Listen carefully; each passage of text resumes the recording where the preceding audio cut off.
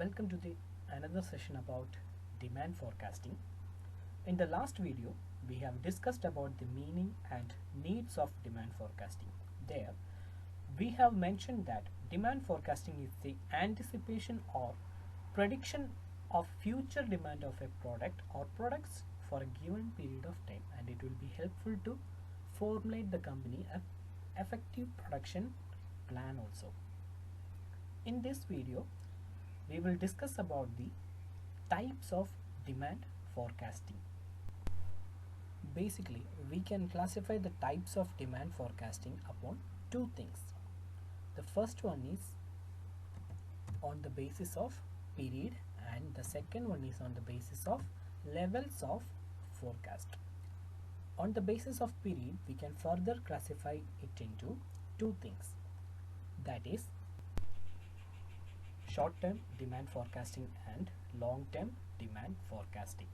So when we say short-term, we all know that it might be period up to 1 year or less than 1 year.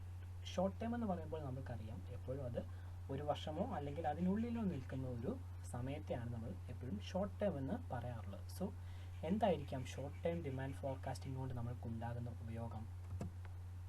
It relates to present policies regarding sales force, purchases, advertising, pricing and cost.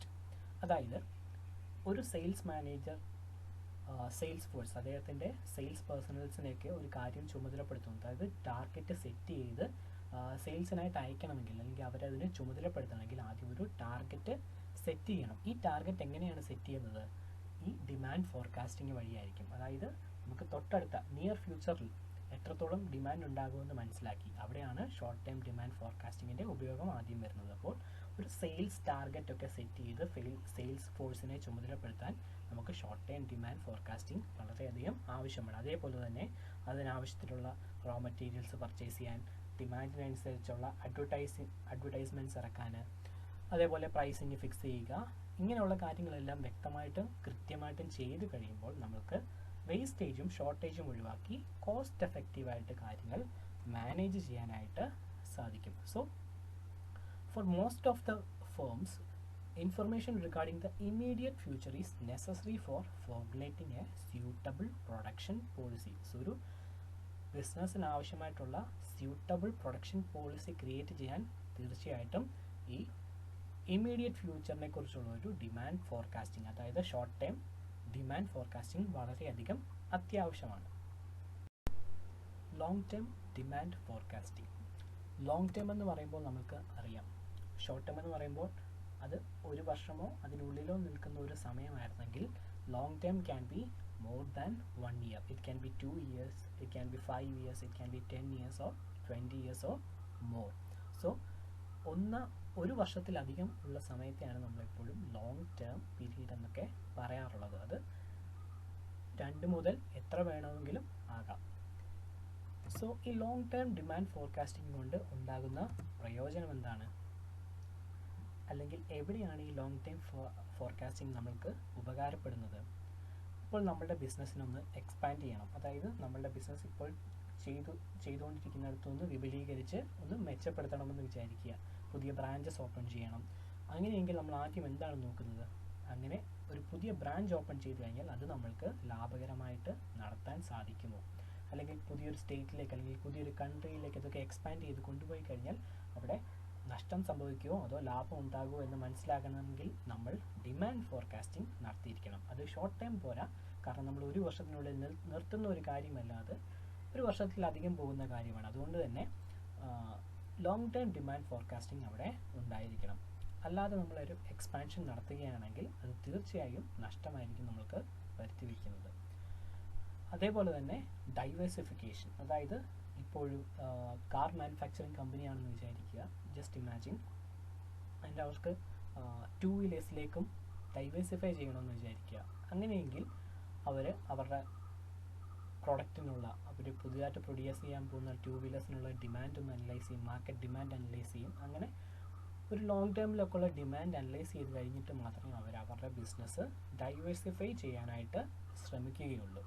അതേപോലെ തന്നെ നമ്മൾക്കറിയാം man power, അതായത് human resource management ഒക്കെ പഠിക്കുമ്പോൾ നമ്മൾക്കറിയാം പല പ്രോസസ്സും കഴിഞ്ഞ് ഒരു ആളിനെ എംപ്ലോയിയെ ജോലിക്ക് എടുത്തു കഴിഞ്ഞാൽ അദ്ദേഹത്തെ ഒരു വർഷത്തിനുള്ളിൽ പിരിച്ചുവിടുകയല്ല ചെയ്യുന്നത്. വളരെ വർഷങ്ങളിലേക്ക് അദ്ദേഹം ആ സ്ഥാപനത്തിൽ സാധാരണഗതിയിൽ ഉണ്ടായിരിക്കുന്നതാണ്. അപ്പോൾ അതൊരു ലോങ് ടേം ഇൻവെസ്റ്റ്മെൻ്റ് ആണ് കമ്പനിയെ സംബന്ധിച്ചിടത്തോളം. അപ്പോൾ തീർച്ചയായിട്ടും ഒരു ലോങ് പീരീഡിലേക്ക് നമ്മൾക്ക് എത്രത്തോളം മാൻ പവർ ആവശ്യമുണ്ടെന്ന് മനസ്സിലാക്കി അത് കൃത്യമായിട്ട് ഫോർകാസ്റ്റ് ചെയ്തിട്ട് വേണം നമ്മൾ മാൻ പവറിലൊക്കെ ഇൻവെസ്റ്റ് ചെയ്യാനായിട്ട്. അപ്പോൾ അവിടെയും നമ്മൾക്ക് എന്താവശ്യമാണ്? ലോങ് ടേം ഡിമാൻഡ് ഫോർകാസ്റ്റിംഗ് എന്ന് പറയുന്ന കാര്യം ആവശ്യമാണ്. നമ്മൾ കഴിഞ്ഞ വീഡിയോയിൽ കണ്ടു, ക്യാപിറ്റൽ ഇൻവെസ്റ്റ്മെൻറ്റ് ഡിസിഷൻസിനെയൊക്കെ കുറിച്ചൊക്കെ പറഞ്ഞു. അപ്പോൾ ഇൻവെസ്റ്റ്മെൻറ്റ് ഡിസിഷൻസ് ഒക്കെ എടുക്കുമ്പോൾ അല്ലെങ്കിൽ ഫിനാൻഷ്യൽ റിക്വയർമെൻറ്റ്സുമായിട്ട് ബന്ധപ്പെട്ട തീരുമാനങ്ങളൊക്കെ എടുക്കുമ്പോൾ തീർച്ചയായിട്ടും ഡിമാൻഡ് ഫോർകാസ്റ്റിംഗ്, അതായത് ലോങ് ടേം ഡിമാൻഡ് ഫോർകാസ്റ്റിംഗ് വളരെയധികം ആവശ്യമാണ്. കാരണം ഈ കാര്യങ്ങളൊക്കെ വളരെ നേരത്തെ കൂട്ടി തന്നെ കണ്ടുപിടിച്ച്, അതായത് ഫോർകാസ്റ്റ് ചെയ്ത് പ്രെഡിക്റ്റ് ചെയ്ത് കണ്ടുപിടിച്ചെങ്കിൽ മാത്രമേ കൃത്യമായിട്ട് ഇൻവെസ്റ്റ് ചെയ്യാൻ അല്ലെങ്കിൽ ഫിനാൻഷ്യൽ റിക്വയർമെൻറ്റ്സ് മനസ്സിലാക്കി നമുക്ക് ആവശ്യമായിട്ടുള്ള ഫണ്ട് കണ്ടുപിടിക്കാനായിട്ടൊക്കെ സാധിക്കത്തുള്ളൂ. The second classification is based on the levels of forecasting. In that, the first one is micro level.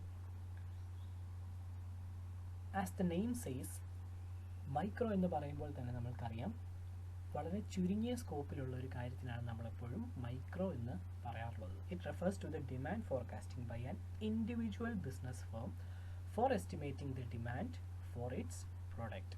അതായത് ഒരു കമ്പനി അവരുണ്ടാക്കുന്ന അല്ലെങ്കിൽ മാനുഫാക്ചർ ചെയ്യുന്ന പ്രൊഡക്ട്സിന് എത്രത്തോളം ഡിമാൻഡ് ഉണ്ടാകുമെന്ന് മനസ്സിലാക്കുന്നതിന് വേണ്ടി ചെയ്യുന്ന ഡിമാൻഡ് ഫോർകാസ്റ്റിങ്ങിനെയാണ് നമ്മൾ മൈക്രോ ലെവൽ ഡിമാൻഡ് ഫോർകാസ്റ്റിംഗ് എന്ന് പറയുന്നത്.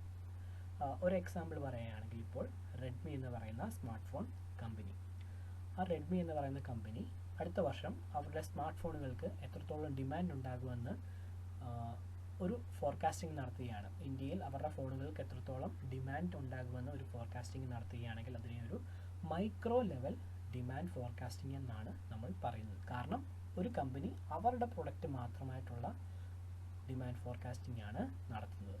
ഇനി ഇൻഡസ്ട്രി ലെവലിലേക്ക് വരുമ്പോൾ, അതായത് ഇൻഡസ്ട്രി ലെവൽ ഡിമാൻഡ് ഫോർകാസ്റ്റിംഗിലേക്ക് വരുമ്പോൾ it refers to the demand estimate for the product of the industry as a whole. അതായത് ഇൻഡസ്ട്രി മൊത്തം ആ സ്മാർട്ട് ഫോണിന് എത്രത്തോളം ഡിമാൻഡ് ഉണ്ട്, അത് ഒരു കമ്പനിയായിരിക്കില്ല, എല്ലാ കമ്പനികളും ചേർന്ന് ഒരു വർഷം ഇന്ത്യയിൽ എത്രത്തോളം നാഷണൽ ലെവലിൽ ഇത്രത്തോളം സ്മാർട്ട് ഫോണുകൾ വിറ്റഴിയുമെന്ന് കണ്ടുപിടിക്കുന്നതിനെ അല്ലെങ്കിൽ ഡിമാൻഡിനെ കണ്ടുപിടിക്കുന്നതിനെയാണ് നമ്മൾ ഇൻഡസ്ട്രി ലെവൽ ഡിമാൻഡ് ഫോർകാസ്റ്റിംഗ് എന്ന് പറയുന്നത്. ആദ്യം പറഞ്ഞ എക്സാമ്പിളിൽ ഒരു കമ്പനിയുടെ ഫോൺ എത്രത്തോളം ഡിമാൻഡ് ഉണ്ടെന്നായിരുന്നു നമ്മൾ കണ്ടുപിടിച്ചത്.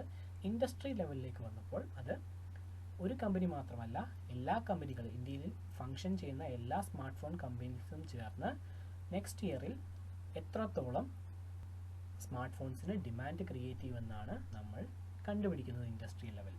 It relates to the market demand as whole, usually done by the associations of industrialists. Now, the last one is macro level demand forecasting. Macro എന്ന വാക്ക് കേൾക്കുമ്പോൾ തന്നെ നമുക്കറിയാം അതൊരു ബ്രോഡർ സ്കോപ്പിലുള്ള ഒരു കാര്യമാണ്. നാഷണൽ ഇൻകവുമായിട്ട്, അഗ്രിഗേറ്റ് ഡിമാൻഡുമായിട്ട്, ഇങ്ങനെയൊക്കെ ബന്ധപ്പെട്ട കാര്യങ്ങളുമായിട്ട് നമ്മൾ സംസാരിക്കുമ്പോഴാണ് മാക്രോ എന്നുള്ളൊരു പദം യൂസ് ചെയ്യാറുള്ളത്. So macro level forecasting deals with the general economic environment prevailing in the economy as measured by the index of industrial production, etc.